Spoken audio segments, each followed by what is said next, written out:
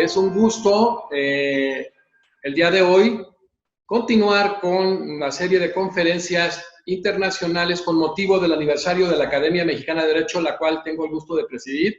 Quiero saludar al doctor Luis Andrés Cucarella Galeana, un extraordinario jurista de España, pero sobre todo ampliamente vinculado en América Latina, con una gran frecuencia de un contacto con estudios muy profundos de nuestro continente, incluso derecho comparado con Europa, con América. Y bueno, pues Luis, agradecerte, primero decirte que eres miembro honorario evidentemente de la Academia, y gracias por estar en la fiesta de la Academia, que también es tu fiesta como miembro honorario, querido Luis. Un saludo afectuoso para todos, pero principalmente mis felicitaciones a la Academia Mexicana de Derecho y mi agradecimiento por la invitación a participar en este ciclo de conferencias y por considerarme como miembro honorario, que evidentemente es un honor que llevaré por todas partes del mundo. Perfecto, muchísimas gracias. Bueno, pues el doctor Luis Andrés Cucarella Galeana es doctor en Derecho por las universidades de Bolonia y Valencia. Es catedrático de Derecho Procesal de la Universidad de Valencia, vicepresidente para Europa de la Asociación Mundial de Justicia Constitucional, conferencista internacional, hemos coincidido en varias partes de América Latina, es un hombre incansable, como decíamos, es todo terreno, él anda haciendo la difusión, sobre todo la dialéctica, dentro del conocimiento del derecho, no nada más en Europa, sino de una manera impresionante en América Latina. A veces no sé cómo le hace, yo viajo demasiado y a veces lo veo y digo, no, es terrible este hombre, así es de que increíble la trayectoria y sobre todo el andar del doctor Luis Andrés. Aparte, evidentemente, dijimos, es miembro honorario de la Academia Mexicana de Derecho, y bueno, pues el doctor Luis Andrés Cucarella Galeana de España tocará el tema derechos fundamentales y poder judicial, especialidades en materia de legitimación y prueba. Luis Andrés, ¿qué similitudes y diferencias encuentras entre el sistema europeo de protección de derechos humanos y el americano? Muchísimas gracias por tu presentación, estimado amigo. Como digo, reitero mi agradecimiento y entro ya de lleno en el análisis de la cuestión que me planteas. Fíjense que yo quiero prestar atención al papel del Poder Judicial en la protección de los derechos fundamentales y de los derechos humanos, y no solo en la protección, sino en la limitación o delimitación de los mismos. Pero la perspectiva que he querido adoptar en este conversatorio, en esta conferencia que tengo hoy con ustedes, es una perspectiva más convencional. Es decir, yo creo que puede ser enriquecedor que nos acerquemos a la realidad americana y a la realidad europea, confrontándolas, viendo cómo para llegar al mismo camino, al mismo objetivo, se siguen diferentes caminos. Es decir, estamos hablando de proteger los derechos humanos, tanto en el sistema regional americano como en el sistema regional europeo, pero, como digo, los caminos que se siguen son diferentes por distintas circunstancias. No digo ni que sean mejores ni peores, obviamente, y esto me gustaría subrayarlo. Cuando yo confronto en mis conferencias o en mis clases los sistemas europeo y americano, no lo hago con la intención de decir que un sistema es mejor o peor que el otro, sino simplemente para señalar esas diferencias que creo que es bueno que desde el punto de vista de la academia se analicen. Me gustaría compartir brevemente algunas de ellas para dar pie a más cuestiones, a más opciones de conversación con usted. Pero creo que, por ejemplo, es interesante que se tenga presente, por ejemplo, que en los sistemas europeo y americanos estamos partiendo de una composición distinta de los órganos jurisdiccionales. Es decir, como saben, en Europa el órgano que está llamado a proteger los derechos humanos es el Tribunal Europeo de Derechos Humanos, mientras que en América es la Corte Interamericana de Derechos Humanos.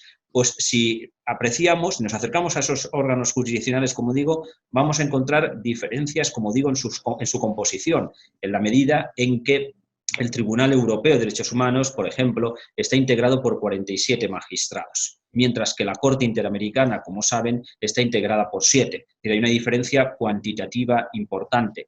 ¿Dónde radica esa diferencia? ¿Por qué son 47 los magistrados del sistema europeo? Pues la razón es muy sencilla. El Tribunal Europeo hace parte del Consejo de Europa y el Consejo de Europa e integra, mejor dicho, el Consejo de Europa 47 Estados europeos. Y esto tiene implicaciones a la hora de configurar la composición de distintos órganos del Consejo de Europa, el Comité de Ministros, por ejemplo, o el Tribunal Europeo de Derechos Humanos. Dicho con otras palabras, esos 47 miembros del Consejo de Europa designan cada uno de ellos a un magistrado en el Tribunal Europeo de Derechos Humanos. 47 magistrados, como digo, mientras que en el caso de la Corte Interamericana son 7. Estos 47 nunca actúan en pleno a la hora de ejercer jurisdicción. Es decir, el Pleno del Tribunal Europeo de Derechos Humanos no tiene funciones jurisdiccionales. Normalmente actúa a través de comités de 3 magistrados o de salas integradas por 7. Si se dan cuenta, al final, a la hora de ejercer jurisdicción, el sistema europeo y el americano se asemejan, porque el Pleno de la Corte Interamericana está integrada por 7 magistrados, las salas que ejercen jurisdicción en el sistema europeo están integradas por 7 magistrados. Es decir, a efectos prácticos son 7 los que están ejerciendo jurisdicción en ambos sistemas, y la salvedad que les apuntaba es que por razones de economía procesal, por ejemplo, cuando el asunto es reiterativo, no se recurre a una sala, sino a un comité de 3 magistrados. Es decir, cuando un asunto se puede resolver aplicando jurisprudencia consolidada del Tribunal Europeo de Derechos Humanos, en vez de implicar a 7 integrantes de una sala, se designa a un comité de 3 magistrados. Creo que esta diferencia, por un lado, es interesante. Súmenle a ello, y yo creo que también esto se explica por razones de dotación presupuestaria, que el Tribunal Europeo de Derechos Humanos es un tribunal que ejerce jurisdicción de manera permanente, mientras que la Corte Interamericana ejerce su jurisdicción en determinado periodo de sesiones, normalmente en su sede en San José o también en sus sesiones itinerantes a lo largo del continente americano, pero claro, el hecho de que no pueda ejercer jurisdicción de manera permanente, eso impide que sean un mayor número de asuntos los que puedan llegar a la Corte Interamericana. Y luego una segunda diferencia, sin perjuicio, creo que es interesante también tener presente que nosotros en el sistema europeo no tenemos una comisión intermediaria, una comisión receptora de las denuncias. En el sistema americano, la víctima, las ONGs, pueden dirigirse a la Comisión Interamericana y presentar sus correspondientes denuncias. Es decir, las víctimas y las ONGs tienen legitimación para denunciar violaciones o presuntas violaciones de derechos humanos. Pero fíjense, estamos hablando de legitimación para denunciar. Si estuviéramos hablando de legitimación para demandar, la víctima o las víctimas o las ONGs no tienen o no ostentan esa posición jurídica, porque en definitiva es posteriormente esa Comisión Interamericana, la receptora de esas denuncias, la que eleva las demandas en aquellos asuntos que considere que presenten especial trascendencia convencional, es la que eleva esas demandas ante la Corte Interamericana. Dicho con una terminología más desde mi perspectiva procesal, quien va a ocupar la posición activa en un proceso ante la Corte Interamericana es la Comisión. La pasiva la ocupa obviamente el Estado. Sin embargo, si volteamos la mirada a la realidad del sistema europeo, la posición activa viene determinada por la legitimación que se ostenta por parte de las víctimas y de las ONGs. El artículo 34 del Convenio de Roma de 1950, que para que me puedan entender es el equivalente al Pacto de San José, ahí en el continente americano, ese Convenio de Roma de 1950, como digo, en el artículo 34, atribuye directamente legitimación activa a las víctimas y a las ONGs para demandar a los Estados ante el Tribunal Europeo de Derechos Humanos. Lo vuelvo a ver desde la perspectiva procesal. Finalmente, quien va a ocupar la posición activa en el proceso porque ostente una posición jurídica que le legitima para ello es la víctima, las víctimas o las ONGs. Como digo, no hay una comisión intermediaria receptora de las denuncias y creo que esa es una diferencia interesante. Y esto luego, si acaso, lo podemos desarrollar un poco más, pero yo creo que el hecho de que haya más dificultades de acceso a la Corte Interamericana por el hecho de que existe esa comisión receptora, la comisión lo ha intentado salvar, perdón, la Corte Interamericana ha buscado otros mecanismos para que sus sentencias puedan tener un gran impacto en el ámbito convencional americano y que creo que es interesante que lo plantee, sin perjuicio que luego lo desarrollemos, como es el tema del control de convencionalidad, porque en definitiva, si 47 magistrados europeos que tienen un funcionamiento permanente pueden absorber un mayor número de asuntos que la Corte Interamericana, lo que ha hecho la Corte es jugar en el buen sentido, es decir, buscar un mecanismo que le permita que sus sentencias, que evidentemente cuantitativamente hablando son menores que las que pueda dictar el Tribunal Europeo, puedan tener un mayor impacto. Y ese impacto lo ha creado a través de esa jurisprudencia creadora del control de convencionalidad. Esta pericia con la que has desenvuelto el tema, no tan solo del caso americano, sino el europeo, y este análisis tan profundo con base a derecho comparado, siguiendo con el mismo tenor, la protección de derechos económicos, sociales y culturales, ¿cómo lo podemos manejar comparativamente Europa y América? Aquí nos encontramos también con una situación curiosa. ¿Por qué? Pues porque, como decía antes, tenemos dos tratados internacionales o dos convenios reguladores de derechos en cada una de estas regiones. Por un lado, el Convenio de Roma de 1950 en Europa, por otro lado, el Pacto, la Convención de San José. Si nos acercamos al articulado de esos dos convenios internacionales, de esos convenios regionales, no vamos a encontrar en ninguno de sus artículos una tipificación explícita de los derechos económicos, sociales y culturales. Es decir, en el Convenio de Roma no hay referencia explícita al derecho a la salud, al derecho a la vivienda, el derecho a la educación, tampoco lo hay explícitamente en el Pacto de San José.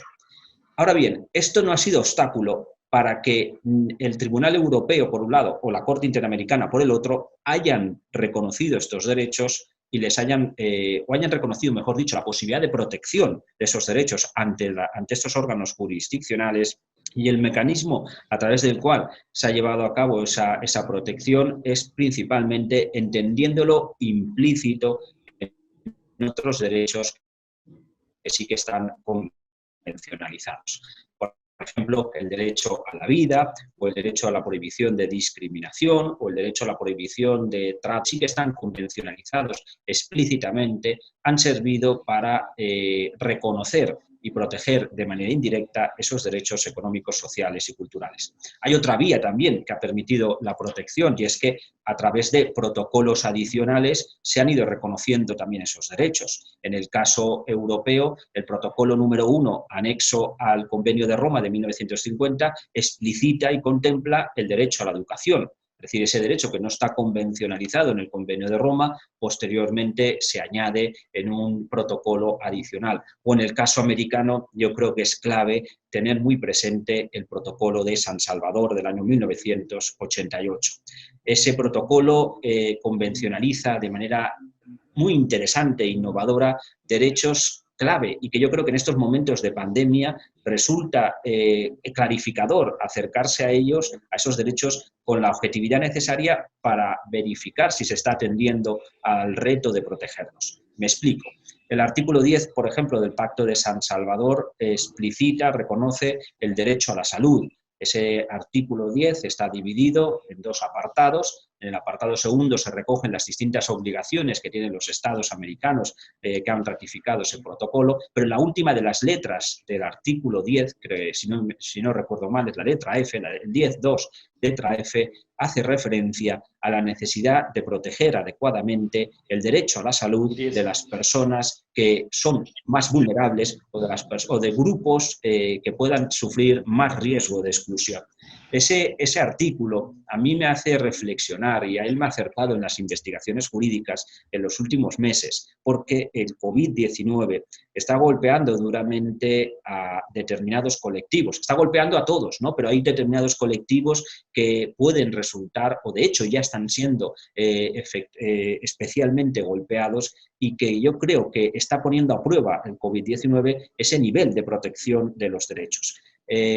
Colectivos en el ámbito americano especialmente vulnerables, sin lugar a dudas, y como ha dicho la misma Comisión Interamericana de Derechos Humanos, no lo digo yo por tanto, sino es la Comisión, son las comunidades originarias. Es decir, en el mes de abril ya subrayó la Comisión Interamericana la necesidad de prestar especial atención a las comunidades originarias que estructuralmente están siendo sus derechos desconocidos o no suficientemente garantizados. Y justamente el derecho a la salud en estos momentos de determinadas comunidades está siendo especialmente golpeado. O también colectivos especialmente golpeados, y la Comisión así lo ha señalado, son los presos o las personas privadas de libertad.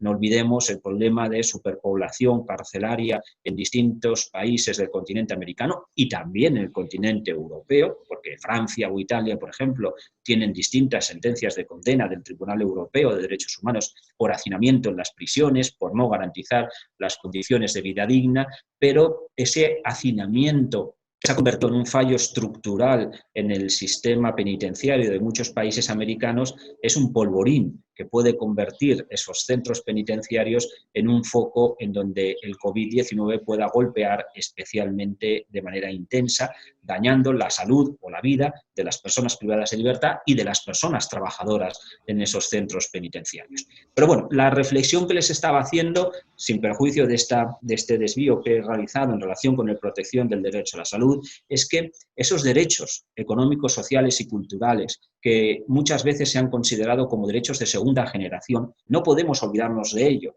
porque no son de segunda generación, son derechos que deben estar equiparados a los derechos tradicionales, a los derechos civiles o a los derechos políticos. Y en este sentido, la evolución de la jurisprudencia de la Corte Interamericana me parece muy interesante. En esta confrontación entre las jurisprudencias europea y americana, en este punto, como les digo, la Corte Interamericana ha sido muy innovadora y me parece que ha avanzado mucho a la hora de determinar esa evolución. ¿Por qué? Pues porque se acuerdan, y con esto voy terminando porque no quiero extenderme mucho para dar juego a otras posibles cuestiones, ¿no? Pero les decía hace un momento que ni el Convenio de Roma ni el Pacto de San José explicitan los derechos económicos, sociales y culturales. Pero, sin embargo, entre el Pacto de San José y el Convenio de Roma sí que hay una diferencia muy importante, en el sentido de que el artículo 26 del Pacto de San José sí que menciona que los Estados tienen la obligación de proteger los derechos económicos, sociales y culturales. Es decir, no enumera qué derechos económicos, sociales y culturales hay o se contemplan, pero sí que somete esa obligación a los Estados. Para la evolución jurisprudencial de la Corte Interamericana, en el sentido de que ha permitido entender que en la medida en que el artículo 26 del Pacto de San José está en el capítulo 3 de la parte primera del convenio de San José, del Pacto de San José, está afectado por lo que dicen los primeros artículos del mismo, el artículo 1 y el artículo 3, si no me equivoco, el 1 o el 2, de manera que los Estados están obligados a protegerlos de manera directa y por tanto, es posible su invocación de manera directa ante los órganos jurisdiccionales y ante la Corte Interamericana. En este sentido, yo creo que la sentencia referente a tener en cuenta, donde se marca ese punto de inflexión, es la sentencia del caso Lagos del Campo versus Perú de 2017, en donde en la Corte Interamericana claramente señalan en el párrafo 141 de dicha sentencia que los derechos económicos, sociales y culturales están al mismo nivel que los derechos civiles o los derechos de primera generación, como se les ha llamado siempre, forman un conglobado y que, por tanto, los Estados están obligados a protegerlos. Siempre que analizo esta cuestión, concluyo con esto. Nos podemos encontrar con que haya países en los que la posibilidad de protección de los derechos económicos, sociales y culturales de manera directa tenga trabas. Es decir, que a lo mejor en un país esos derechos no puedan ser invocados de manera directa ante los tribunales, pero les recuerdo lo que les apuntaba hace un momento sobre la jurisprudencia de la Corte Interamericana sobre el control de convencionalidad. Ese juez nacional que se encuentre con dificultades para proteger de manera directa esos derechos económicos, sociales y culturales, garantizar efectivamente el derecho a la salud o el derecho a la educación, puede ejercer control de convencionalidad en la medida en que la Corte le llama a ser juez convencional. Perfecto, excelente, doctor Luis Andrés Cucarella. Es impresionante, independientemente del conocimiento que se tiene en la región europea, en el caso latinoamericano. Y es muy importante esa situación precisamente que abordas en el caso de la Caja Hanan ahora contra Argentina. ¿Cómo se invoca? Como precisamente dices tú, el artículo 26 de la Convención Americana sobre Derechos Humanos, ese desarrollo progresivo y de manera autónoma se tratan temas fundamentales, ¿no? De las comunidades originarias, el caso de la identidad, de la salud, el derecho al agua potable. Pues eso decías tú, artículo 10, que es el tema del derecho a la salud, el 11, medio ambiente sano y derechos y sobre todo servicios públicos básicos. Y la misma sentencia que acabas también de señalar, el caso Pobleto Vilchis contra Chile, donde también en el caso de adultos mayores se establece esto vinculado al derecho de la salud, al 10 del protocolo adicional, que es muy importante, vinculado al 26 de la Convención. Y esa obligatoriedad que a veces no se entiende con base al 68 en el tema del cumplimiento de buena fe, pero con base al 1.1 de la Convención y el 2, o sea, ese 1.1 que marca el derecho que deben respetar, pero están obligados a garantizar los estados, y muchas veces no pasa, más ahora en el tema de esta terrible pandemia, y el 2, donde establece que debes adecuar tu derecho interno al derecho internacional de derechos humanos. Y con esa experticia que la verdad me maravilla, Luis, porque sabes a veces mucho más que varios de nosotros los latinoamericanos. Es increíble el estudio que has generado, y te he señalado ahora que nos vimos la última vez en Costa Rica, el respeto que tengo por tu trayectoria y sobre todo también por tu humildad. Eres un hombre que compartes de una manera muy sencilla, con un gran conocimiento de causa, y qué bueno que estés entre nosotros, querido amigo. Doctor Luis Andrés Cucarella, ¿qué especialidades en materia de legitimación en protección de derechos fundamentales en el sistema europeo que encontramos? ¿Cuáles son? Si se acuerdan, al principio de mi intervención señalaba que el artículo 34 del Convenio de Roma legitima explícitamente a la víctima, a los grupos de víctimas o a las ONGs para presentar demanda directamente ante el Tribunal Europeo de Derechos Humanos. Yo creo que es interesante acercarse brevemente a esta realidad, al análisis del artículo 34 de la Convencionalidad Europea, sobre todo viendo cómo ha ido evolucionando esa jurisprudencia y cómo derechos tan importantes, por ejemplo, como el de la igualdad, pueden protegerse de manera más efectiva con las últimas evoluciones jurisprudenciales. Y les comparto estas líneas. Les decía, en primer lugar, legitimación activa, es decir, posición jurídica habilitante para presentar una demanda ante el Tribunal Europeo, la tiene la víctima. ¿Quién es víctima? Víctima es la persona que haya sufrido una injerencia en el ámbito de sus derechos humanos, es decir, aquella persona que haya sufrido efectivamente una injerencia. Ese es el concepto clásico de víctima en el ámbito de los derechos humanos, que es la víctima directa. Pero sin perjuicio de sería interesante analizar esta cuestión, pero por razones de tiempo me gustaría analizar ese concepto de víctima potencial que se ha ido generando en la jurisprudencia del Tribunal Europeo de Derechos Humanos y que me parece muy interesante, porque además de víctima directa, como digo, el Tribunal Europeo ha reconocido legitimación activa a personas que no son víctimas efectivas, pero que en potencia pueden llegar a serlo. Y, por tanto, esto abre un abanico importante para poder trabajar y combatir eventuales discriminaciones o eventuales violaciones de derechos humanos. Y les pongo unos ejemplos con casos en concreto para que puedan ustedes verificar el alcance de esta concepción jurisprudencial de la víctima en potencia. Es en los años 80 del siglo pasado cuando se empieza a generar esta jurisprudencia del Tribunal Europeo sobre el concepto de víctima potencial o víctima en potencia. Se genera con ocasión de diferentes sentencias dictadas en materia de discriminación por motivos de orientación sexual, pero con el tiempo se ha ido ampliando a otros supuestos de discriminación. En concreto me refiero, el primero de los casos significativos, el caso Dagen contra el Reino Unido del año 1981, en el que se presenta una demanda por parte de un varón que demanda al Reino Unido porque en aquel país, por aquel entonces, estaba tipificado como delito que dos personas del mismo sexo mantuvieran relaciones sexuales. No estamos hablando ni de explotación de personas, ni de tráfico de personas, ni de agresiones o abusos sexuales, sino que dos personas libre, consciente y voluntariamente mantuvieran relaciones sexuales. Si esas personas eran del mismo sexo, estaban cometiendo un delito. Pues bien, esta persona fue investigada por la policía, dada su condición o su orientación sexual, pero esa investigación no trascendió al ámbito jurisdiccional. Es decir, no se inició causa criminal contra él.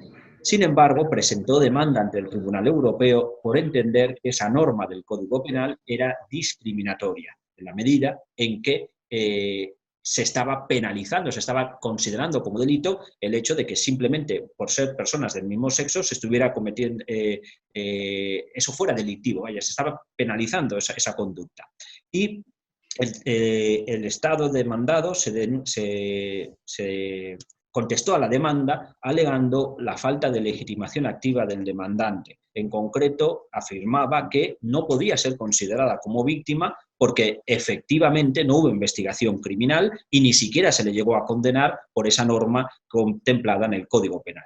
Sin embargo, el Tribunal Europeo no admitió esta alegación, es decir, entendió que esa persona pertenecía a un grupo o categoría de personas cuya conducta diaria viene determinada por esa norma. De manera que esta persona sabe que si no quiere cometer un delito, tiene que actuar en un determinado sentido. Y, por tanto, esa norma que no se le ha aplicado está condicionando su vida diaria. Es una víctima en potencia de una discriminación contemplada en el Código Penal. Se le consideró, como digo, víctima a efectos de lo que les estoy desarrollando, se estimó la demanda, se condenó al Reino Unido y se consideró que efectivamente esa norma era discriminatoria por motivos, en este caso, de orientación sexual. Resulta curioso porque en 1988, unos años después, nos encontramos un caso parecido contra Irlanda, el caso Norris contra Irlanda, o en 1993 otro caso también, por la misma razón, contra Chipre, el caso Modinos. 1993, me detengo en esto y ya voy a la evolución posterior. Chipre, en este caso, se defiende alegando que efectivamente esa norma también la tiene en su Código Penal. Es decir, Chipre también tenía por aquel entonces la tipificación de esa conducta como delictiva, pero sostiene Chipre que desde que se dictó la sentencia primera que he citado, la de 1981, esa norma es letra muerta. Es decir, es derecho vigente, pero no se aplica y, por tanto, no hay ni víctimas directas ni tampoco víctimas en potencia. Sin embargo, el Tribunal Europeo tampoco le admite esta argumentación a Chipre, en este caso Modinos que analizamos, porque entiende que es verdad que no hay víctimas a día de hoy, porque no se ha aplicado la norma, pero no deja de ser norma vigente. Y un cambio en la política criminal podría implicar que el Ministerio Público, el Ministerio Fiscal, pudiera aplicar o perseguir a determinadas personas por su orientación sexual, atendida esa norma que sí que está en vigor. Digo porque, fíjense, como es interesante ver este concepto de víctima en potencia, de grupos o categorías de personas que pueden actuar contra un país cuando hay normas que puedan ser discriminatorias o vulneradoras de derechos. Y cómo una demanda interpuesta por un solo integrante de ese grupo puede conseguir, si la demanda es estimada y el Estado modifica su ordenamiento jurídico, puede conseguir indirectamente la eliminación de una discriminación o de vulneración de cualquier otro derecho fundamental. Creo que es muy interesante este concepto y sobre todo también la evolución jurisprudencial posterior, porque como he señalado, en los años 80 y principios de los 90 estas sentencias están centradas en supuestos de discriminación por motivos de orientación sexual, pero con el tiempo se ha ampliado a otros supuestos de eventuales discriminaciones. En ese sentido, por ejemplo, el caso Sas contra Francia de 2014, SAS son las iniciales de la demandante, que mantiene su anonimato, también aplica este concepto de víctima potencial. Brevemente, para que puedan ver esa evolución normativa, o más que normativa jurisprudencial, saben que en Francia existe una norma que obliga a las mujeres de religión musulmana a exhibir el rostro en los espacios públicos, es decir, se prohíbe el uso del velo integral, el que les cubre totalmente el rostro. La mujer que no cumpla con esa obligación se expone a que se le imponga una multa, ya que tenga que hacer una especie de curso de ciudadanía.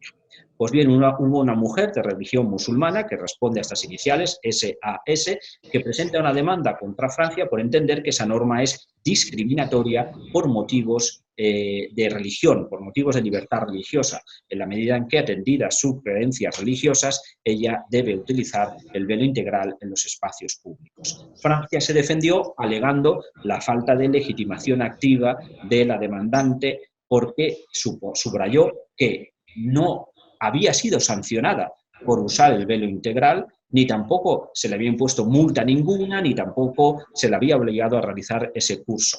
Por tanto, no era víctima. Y es más, también afirma Francia en su contestación a la demanda que no justificó esta demandante que era de religión musulmana. Es decir, que se limitó a alegar su condición de mujer musulmana, de religión musulmana, pero no lo acreditó. Sin embargo, el Tribunal Europeo no admitió ninguna de estas dos argumentaciones. La primera, esta mujer es una mujer de religión musulmana y, por tanto, pertenece a un grupo o categoría de personas cuya conducta diaria viene determinada por esa norma.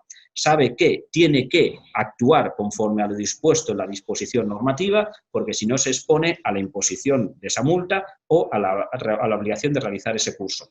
Y, por otro lado, en estos casos de víctima en potencia, el tribunal no exige que se acredite la legitimación. Es decir, yo, dice el tribunal, no exigí que se acreditara la orientación sexual en los casos anteriores que he mencionado, del 81, del 88 y del 93. En este caso tampoco voy a exigirle a esta mujer que me acredite que pertenece o que practica la religión musulmana.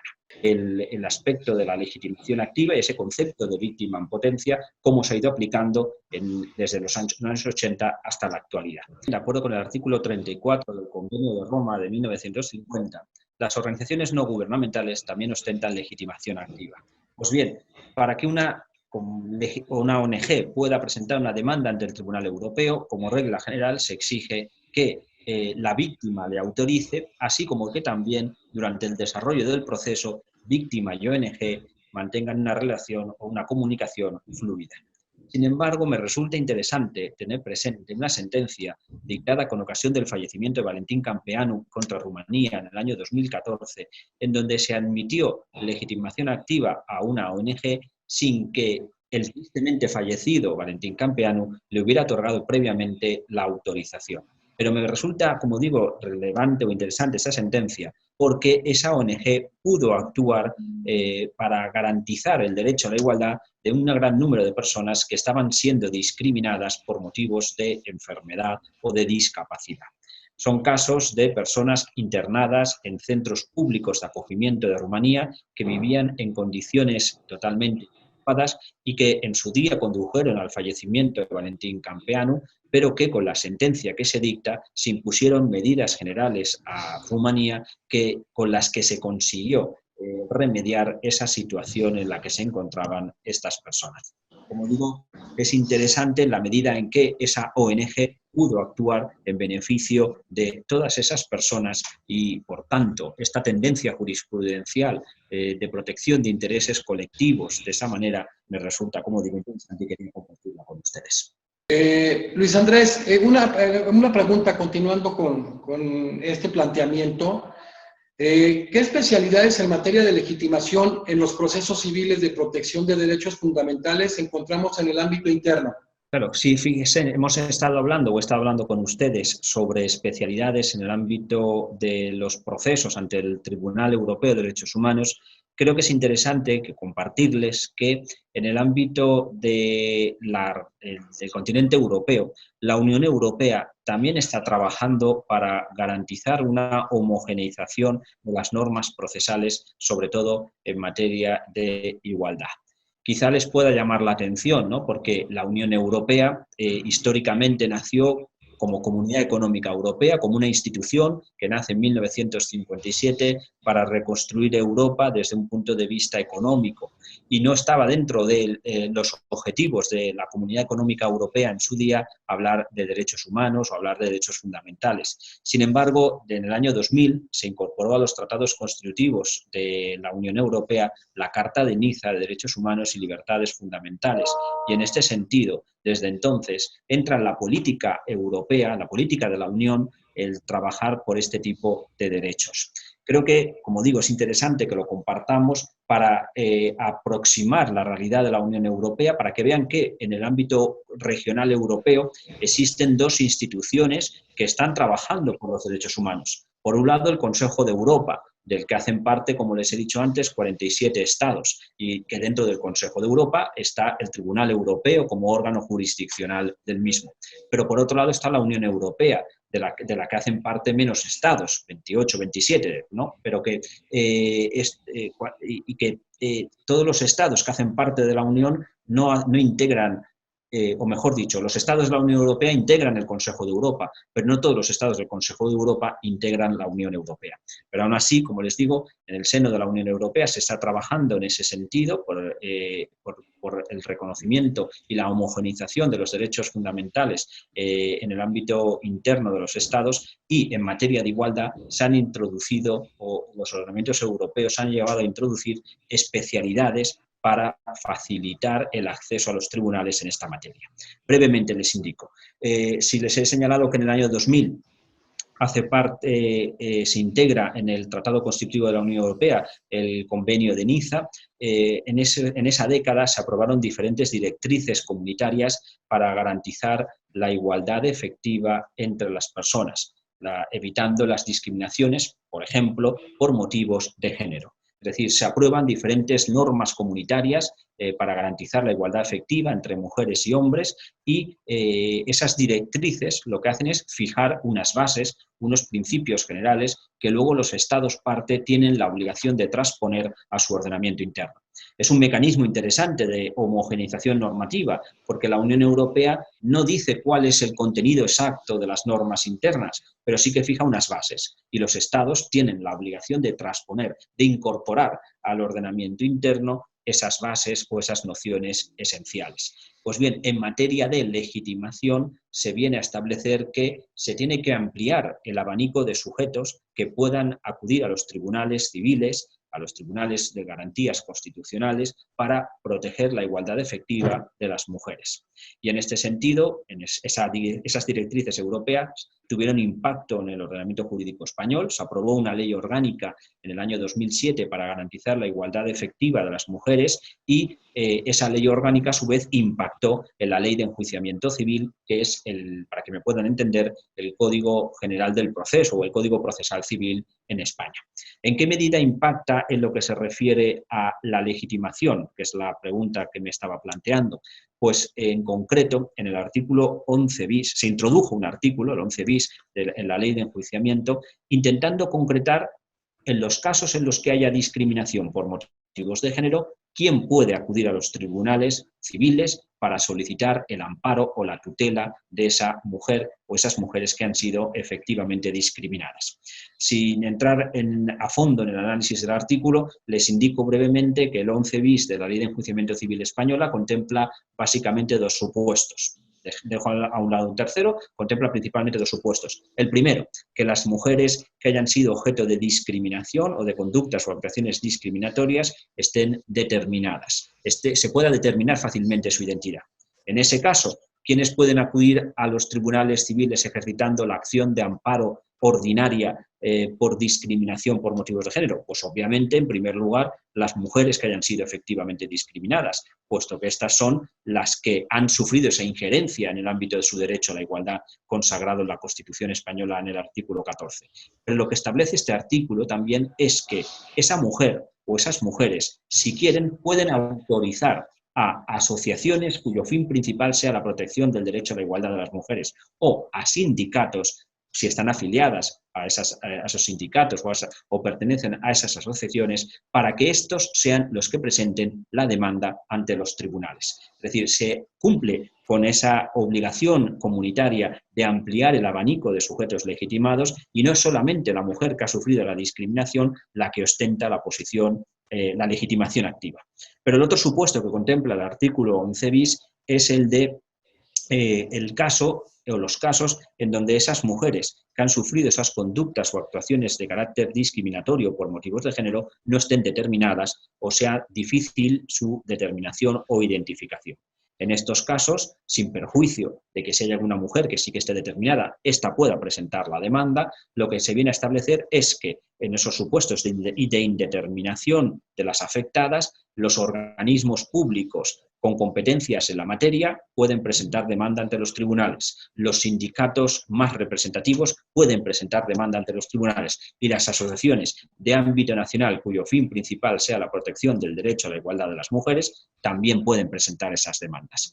Les quería compartir esto porque, insisto, la Unión Europea es verdad que nace inicialmente como una institución de carácter económico, pero que ha incorporado estos otros objetivos, y me resulta interesante compartir con ustedes para que vean esta cuestión en el sentido de que junto a esas finalidades económicas se ha ido avanzando en la creación de un espacio común de seguridad, de libertad y justicia, y también en el reconocimiento y garantía de los derechos humanos, entre otros, fíjense, temas tan interesantes como garantizar la igualdad efectiva entre las mujeres y los hombres.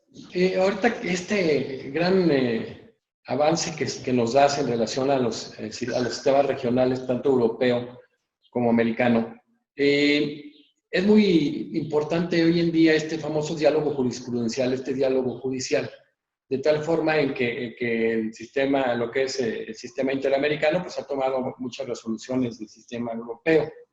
De igual manera, pues bueno, este diálogo se ha venido haciendo también entre tribunales constitucionales con la Corte Interamericana, e incluso en uno de los últimos fallos, que fue precisamente en el tema de personas mayores, se tomaron como referencia también sentencias de tribunales como el de Colombia, sí, que a final de cuentas influyó mucho en esta cuestión y que ha desarrollado muchísimas situaciones importantes en defensa de los derechos fundamentales. ¿Qué tan importante es este diálogo jurisprudencial en la defensa multinivel de los derechos humanos? Es clave. Yo creo que el diálogo entre órganos internos y órganos supranacionales en materia de protección de derechos humanos es clave. Y fíjense también como en este caso en el sistema europeo, en el sistema americano, hemos enfrentado esa realidad siguiendo diferentes caminos, como decía antes.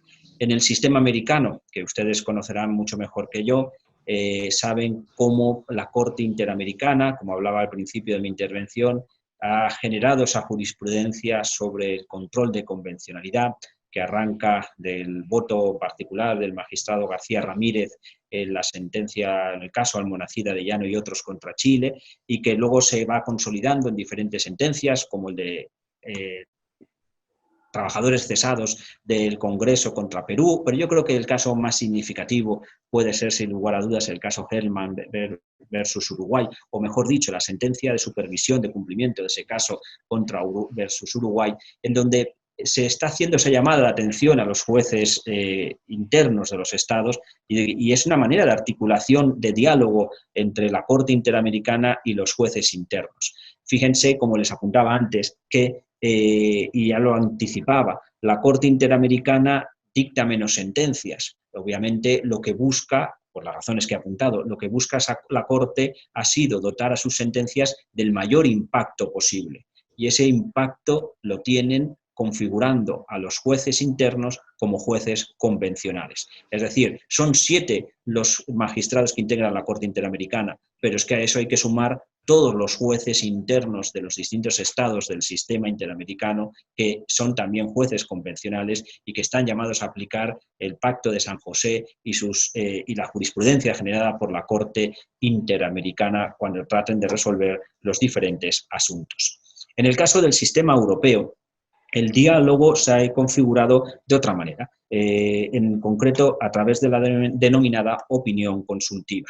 Ustedes tienen la opinión consultiva, pero la opinión consultiva la plantea el gobierno, un Estado, lo plantea la Corte Interamericana. No sería en sentido estricto una manera de diálogo entre órganos jurisdiccionales, pero sin embargo en el sistema europeo se contempla la posibilidad en un protocolo adicional al Convenio de Roma que las altas instancias judiciales de una nación que esa nación haya designado puedan, en el caso de que se encuentren con alguna duda sobre la interpretación del Convenio de Roma en relación con un caso concreto que estén conociendo, de plantear esa duda de inconvencionalidad, si me permiten que lo diga así, esa duda de inconvencionalidad al Tribunal Europeo de Derechos Humanos para que éste la resuelva. Y éste la resuelve sin tener efectos vinculantes, pero aunque no tenga efectos vinculantes, es obvio que está anticipando ya cuál es la postura del Tribunal Europeo en relación con esa interpretación de ese artículo o en relación con ese caso que se está planteando.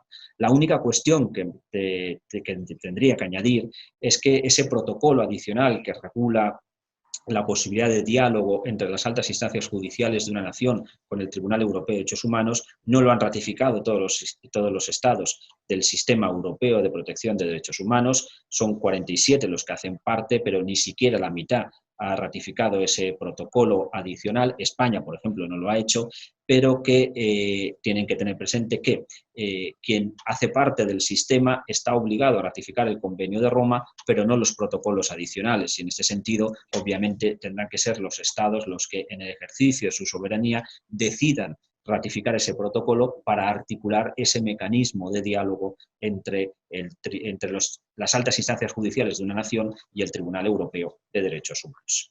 esto que has planteado tú, Luis Andrés, cómo surge primeramente con unos votos razonados el control de convencionalidad, que yo alguna vez he tratado de profundizar en el cómo surge, increíblemente surge en Francia, en 79 y en el 85 con sentencia Nicolo, y bueno, ya después don Sergio toma esto y platicando con él en corto, él lo quería denominar control de internacionalidad o juridicidad, le decía don Sergio, y de hecho, en estos primeros votos razonados, son votos disidentes de don Sergio en 3 sentencias de 2003, 4 y 5, que son muy importantes, el caso Machán contra Guatemala, el caso Tibi contra Ecuador y el caso Vargas Areco contra Paraguay, y después esa que tú señalas en 2006, o sea, donde ya plenariamente se establece el control de convencionalidad, específicamente la Monacidad Arellano, que no era vinculante en ese momento, hasta la siguiente, Trabajadores Estados del Congreso de Perú, donde se hace vinculante, y una tercera, en el caso Cabrera Montiel, esas 3 referidas exclusivamente al Poder Judicial, y la Hellman que tú señalas contra Uruguay, del 24 de febrero del 2011, donde ya se establece para todos los órganos de los estados parte.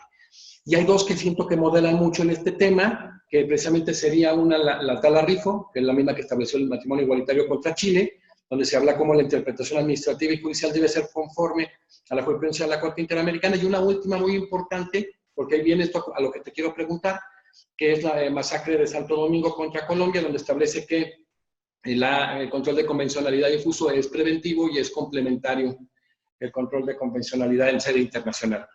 Y aquí empiezan a surgir varias inquietudes y dudas con el cumplimiento de buena fe con base al 68 de la Convención y sobre todo con una pauta hermenéutica, que es el margen de apreciación nacional, que surge en el sistema interamericano, ese margen de apreciación más nacional.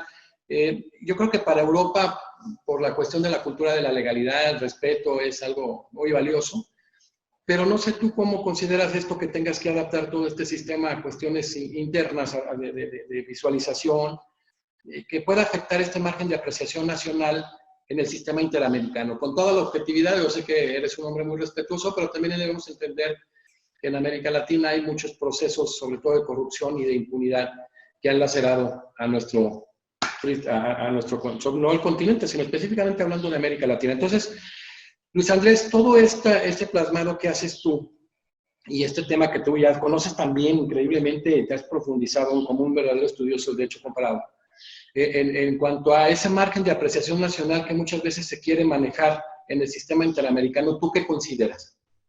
Como señalabas, yo intento ser estudioso y conocedor de la realidad del continente americano y de los diferentes países y siempre me acerco a esa realidad con la objetividad y el respeto, teniendo en cuenta que además no dejo de ser extranjero y que obviamente no puedo hacer o vertir opiniones que supongan injerencia en cuestiones que son internas, pero sí que es verdad que, y fijándose paralelismo entre los sistemas, que la Corte Interamericana es mucho más activa a la hora de llevar a cabo injerencias en lo que es el ámbito de las decisiones o de las medidas que adopta. Me quiero explicar. Si confrontamos las sentencias de la Corte Interamericana con las del Tribunal Europeo de Derechos Humanos, vamos a detectar enseguida una clarísima diferencia. En el sistema interamericano es normal, es habitual, y ustedes están muy acostumbrados a ello, que la Corte Interamericana, además de imponer las medidas reparatorias de carácter individual, incorpore interesantísimas o incluso abundantísimas medidas de reparación de índole general. En el caso mexicano bastaría acercarse al caso Radilla Pacheco, por ejemplo, si no me equivoco, para constatar esa realidad, ¿no? Es decir, cómo hay tanta profusión de medidas de reparación general que si lo confrontamos con la realidad europea es muy distinta. Es decir, si ustedes analizan la jurisprudencia del Tribunal Europeo, tendencialmente el tribunal se detiene en las medidas reparatorias individuales. No suele establecer estas medidas reparatorias generales. Está abriéndose paso en su jurisprudencia esta opción a través de las denominadas sentencias cuasi piloto y de las denominadas sentencias piloto, que es un mecanismo interesante también de tutela colectiva de derechos que brevemente les planteo alguna cuestión para compartirlas con ustedes y así de tener esa visión en conjunto de los dos sistemas. Pero el mecanismo de la sentencia piloto es un mecanismo al que está recurriendo el Tribunal Europeo de Derechos Humanos cuando hay violaciones masivas de derechos humanos. Violaciones que afectan por ejemplo, a 70.000, a 80.000 o a 100.000 personas. Piensen por un momento que todas esas personas, esas 100.000 personas son víctimas y esas 100.000 personas tienen legitimación activa y, por tanto, cada una de ellas podría presentar una demanda individual. Entonces, para dar respuesta a ese supuesto de violación masiva, el artículo 61 del Reglamento del Tribunal Europeo permite que se pueda dictar una sentencia piloto con la emisión, por tanto, de una única sentencia que incluya medidas reparatorias individuales para el demandante individual en ese caso, pero también medidas reparatorias generales para todas esas 100.000, 80.000 o 70.000 víctimas. Por ese frente, como digo, el Tribunal Europeo está abriendo camino a las medidas reparatorias generales, por ese y por el de las sentencias cuasi piloto. Sin embargo, como les digo, la Corte Interamericana es abundante ese tipo de medidas reparatorias de carácter general y donde la posibilidad de actuación del Estado se reduce. Es cierto que yo creo que esto responde a esa voluntad de la Corte de subsanar las deficiencias que detecta en los diferentes países. Pero claro, a veces el equilibrio resulta difícil de encontrar, porque si volvemos a confrontar la realidad europea y la americana, nos vamos a encontrar con que ¿qué pasa si un tribunal de estos de protección de derechos humanos detecta que la violación la produce una norma constitucional? Porque eso se puede producir, es decir, que haya normas constitucionales, normas incorporadas al texto político de una nación, a la constitución política de una nación, que no respete la Convención de Roma o la Convención o Pacto de San José. Ustedes saben cómo en el sistema interamericano, en la Corte Interamericana, claramente ha entrado a resolver estas cuestiones y ha indicado a los estados que resultan afectados o que considera que su Constitución viola un derecho fundamental, le ha dicho a ese estado que tiene que modificar su texto constitucional.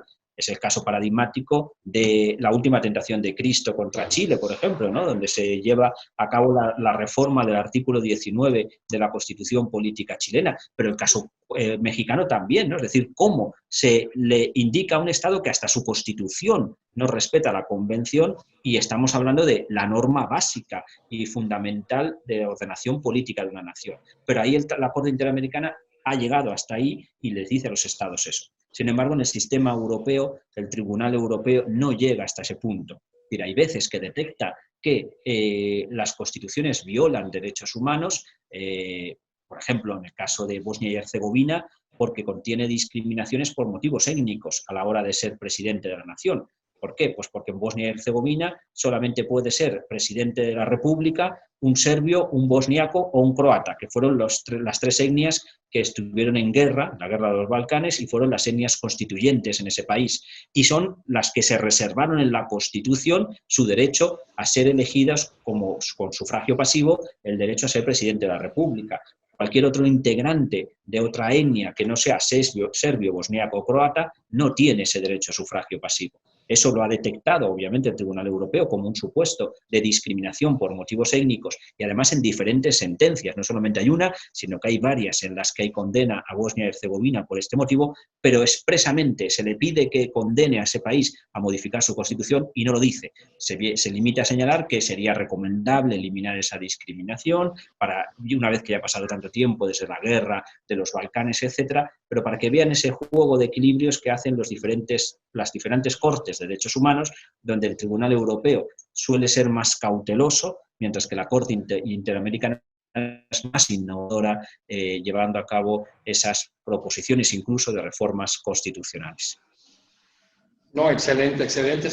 Ya se nos fue el tiempo, se nos fue como agua entre las manos, impresionante, Luis. Aparte, fue muy claro. De veras, cómo se convierte, en este caso, la Corte Interamericana en legislador negativo, en ese caso que tú planteas, ¿no? Que a veces con el tema de la supremacía constitucional además nos asustamos, de cómo ahí en el artículo se ordenó precisamente que se segregara ese 19.12 de la Constitución de 1980 de Chile, con base al artículo 13 de la Convención Americana, y que incluso en las leyes de amnistía, ¿no? Dice, no produce ningún efecto jurídico, pasó en el caso de Barrios Altos contra Perú.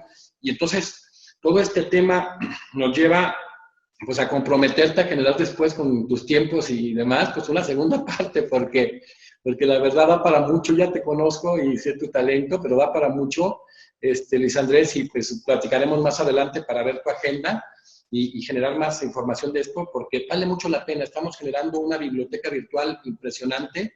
Son 61, inicialmente 61 conferencias internacionales y 61 conferencias nacionales, la primera parte de esto. Entonces, en todas las áreas de derecho procesal, constitucional, ambiental, familiar, etcétera. Entonces, es una riqueza enorme.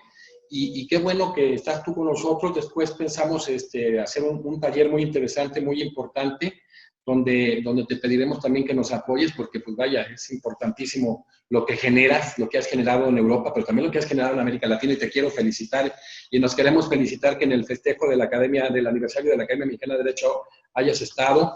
Hoy damos las gracias al doctor Luis Andrés Zucarella Galeana, de España, que disertó con el tema Derechos Fundamentales y Poder Judicial, especialidades en materia de legitimación y prueba. Muchísimas gracias, Luis Andrés. Estimado amigo, muchísimas gracias también. Reitero mi agradecimiento por la invitación, por el honor que me hacéis de participar en este evento y ser miembro honorario de la Academia. Y lo importante, como digo siempre, es que cuando lo que se trata es de tender puentes y abrir puertas entre los países y los continentes y dejarse empapar por la realidad de los diferentes países y con respeto siempre acercarse a esas realidades y enriquecernos todos, porque siempre tenemos que aprender y siempre podemos aportar. Claro, en esta dialéctica que se genera y en ese diálogo que se maneja jurisprudencial, yo creo que si lo iniciamos con el diálogo de los juristas como lo estamos haciendo en estos foros, vamos a generar muchas cosas importantes en políticas públicas y grandes incidencias incluso en este tema de los sistemas regionales. Muchísimas gracias. Despedimos una conferencia internacional más de primer nivel con nuestro amigo el doctor Luis Andrés Zucarella Galeana y continuamos con la siguiente el día de mañana. Muchas gracias.